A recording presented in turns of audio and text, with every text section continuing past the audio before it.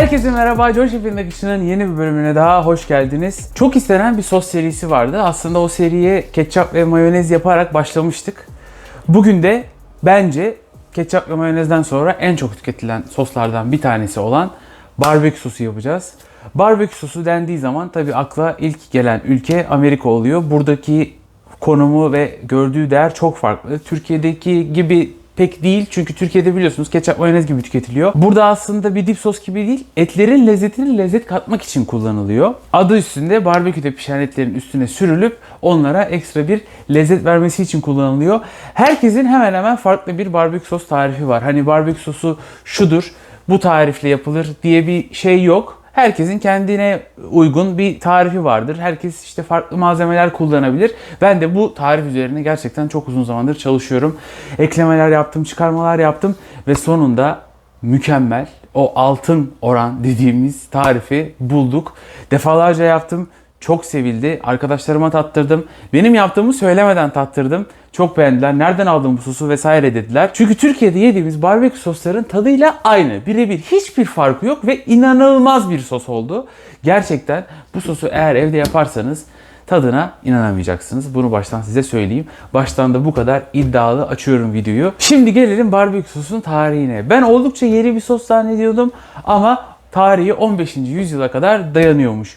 Amerika'yı ilk keşfetmeye geldikleri zaman yerlilerin etlerini korumak için kullandıkları bir yöntem görmüşler. Neydi bu yöntem? Tütsü yöntemi kullanıyorlarmış, tuzluyorlarmış ve sirkenin içinde bekletiyorlarmış etler bozulmasın diye. Ve yavaş yavaş zamanla bu aslında eti koruma yöntemi bir sos haline dönüşmüş. Bu da nasıl olmuş? İçine farklı malzemeler eklemeye başlamışlar. Nedir bu malzemeler? Amerika'da o dönemler çok yetişen ve bolca bulunan biber eklenmiş. Daha sonra Karayipler'den gelen şeker pancarından şekeri elde etmişler. O eklenmiş. Ve Güney Amerika'dan tabii ki de çok önemli bir ürün domates eklenmiş. Ve sonunda bu barbekü sosu, tabii ki de sonunda derken zamanla oluşmuş bu barbekü sosu. Barbekü sosu oluşmuş. Aslında baktığınız zaman ilk 1897 yılında satılmaya başlamış. Louis Moll tarafından bir at arabasında bunu satmaya başlamış. Ve daha sonra da bakmış ki ben bunu satıyorum, güzel de para kazanıyorum. 1926 yılında bunu şişelemiş ve öyle satmaya başlamış. Aslında bilinenin aksine Heinz filan hiç daha ortalarda yok o zamanlar. 1948 yılına kadar Heinz hiç bu barbekü sosuna hiç bulaşmamış. 1948 yılında Pittsburgh'ta bunu satmaya başlamış. Dediğim gibi Amerikalılar için çok önemli bir sos. Her eyaletin, neredeyse her eyaletin kendine ait bir barbekü sosu var. Bir barbekü sosu tarifi var. Bugün yapacağımız olan sos tarifi Texas'a ait, bizim bulunduğumuz eyalete ait bir sos. Ama Amerika genelinde çok da farklı tarifler var dediğim gibi. Örneğin Kuzey Carolina'ya gittiğiniz zaman sirke bazlı bir barbekü sosu göreceksiniz ki o barbekü sos aslında bütün barbekü sosların ana sosu, yani ilk başlangıç sosu olarak geçer. Mesela Alabama'ya gittiğiniz zaman bu barbekü sosunu biz biliyorsunuz bunu bordo görmeye, siyaha yakın bir renkte görmeye alışkınız. Ama Alabama'ya gittiğiniz zaman bunu beyaz olarak göreceksiniz.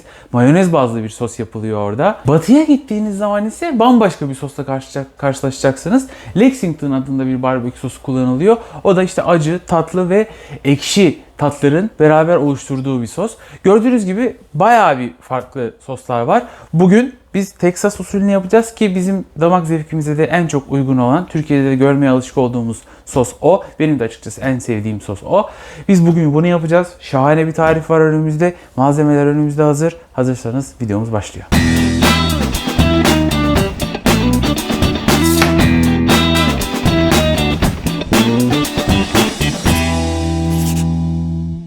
Geçiyoruz tarifimize. Bugün Texas usulü barbekü sosu yapacağız dedik. O yüzden baz olarak ne kullanacağız? Ketçap kullanacağız.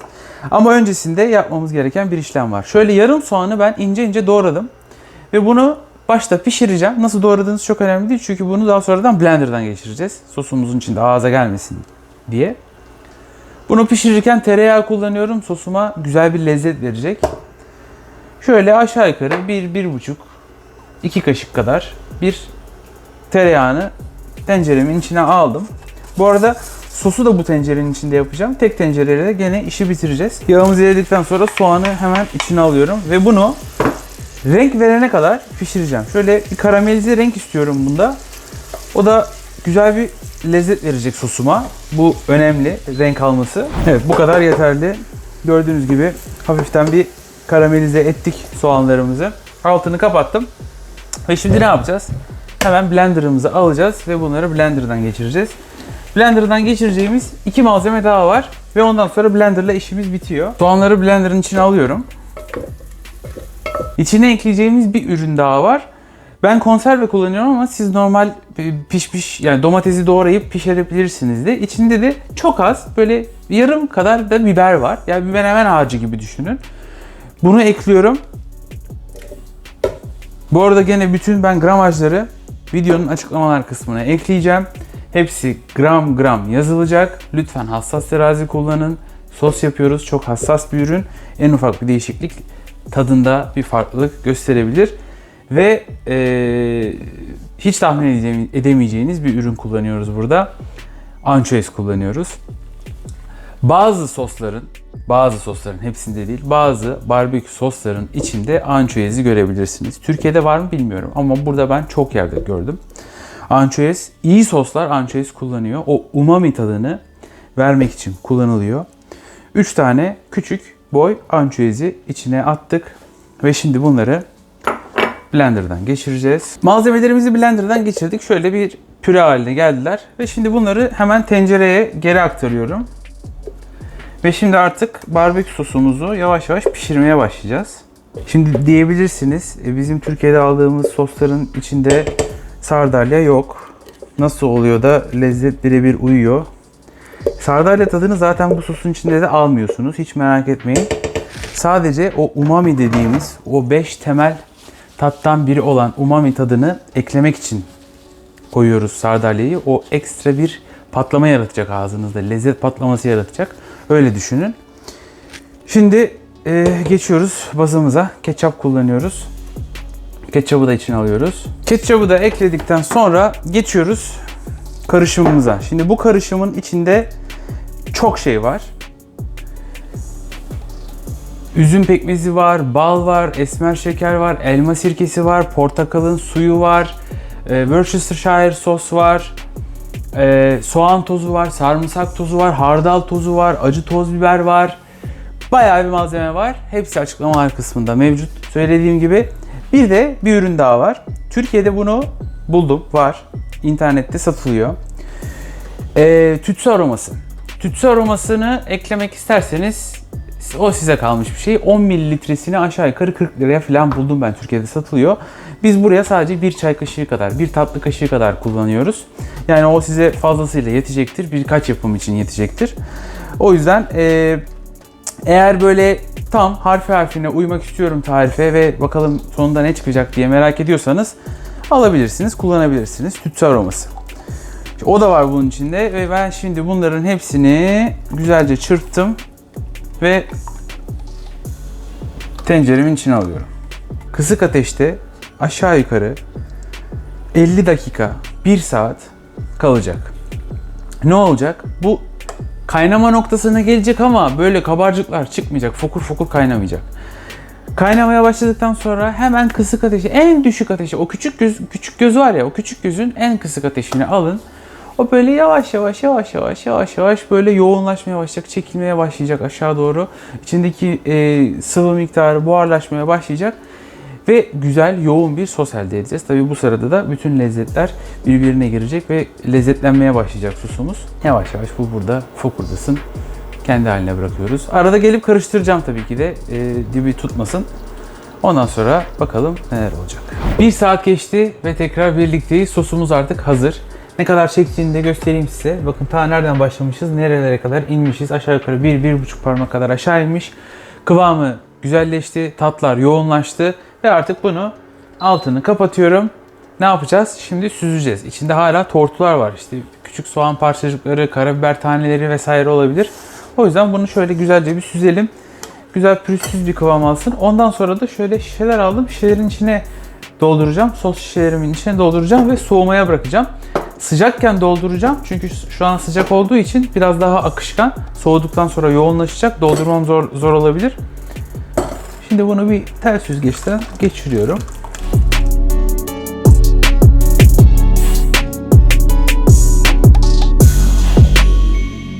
Barbekü soslarımız hazır. Şişelerine koyduk. Soğudular. Üstlerine etiketlerini bastık. Ve artık tadım zamanı. Hem tadına bakalım hem kıvamına bakalım hep birlikte. Kıvamını göstermek için ince bir çizgi çekeyim. Şimdi burada da Amerika'da bayağı ünlü olan, çok satan bir barbekü sosu var elimizde. Bunun arkasına baktım. Neler neler. Koruyucular, gıda boyaları, mısır şurupları vesaire vesaire çok fazla var. Bizimkinde mısır şurubu da yok bu arada çünkü kullandığımız ketçabın içinde de mısır şurubu yok ve koruyucu madde de yok. O açıdan da gayet iyi. Bu da marketten aldığımız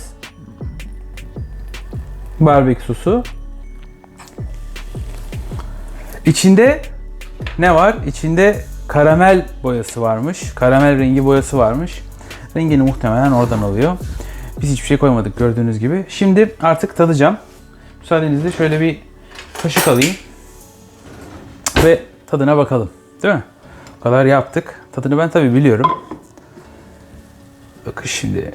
Önce hangisi? Önce şunu deneyeceğim. Önce bunu deneyelim.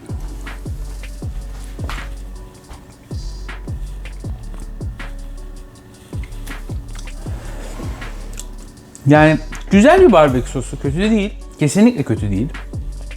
Ama biraz tatlı. Ve şöyle boğazı yakar ya o barbekü sosu. O yok. Yani böyle çok tatlı tatlı geliyor. Hani sirkesi az gibi. Şimdi bizimkini deneyelim. Başka bir kaşık alayım.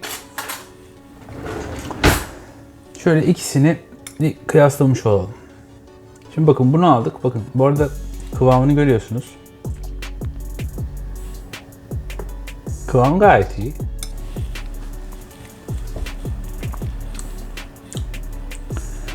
Ya bu çok farklı ya. Yani ikisini gerçekten kıyaslamak bile şu benim yaptığıma hakaret olur. Ya bunun hazır olduğu, marketten aldığımızın hazır olduğu çok belli. Ya diğeri yani böyle marketten alınmış gibi ama aynı zamanda da böyle yoğun bir lezzet var. Böyle içine koyduğumuz her şeyi ayrı ayrı tadabiliyorsunuz. Bence çok başarılı bir barbekü sosu. Bunun tarifini mutlaka saklayın, not edin. Ve mutlaka bence yapın, deneyin. Kesinlikle pişman olmayacaksınız. Bugün barbekü sosu yaptık.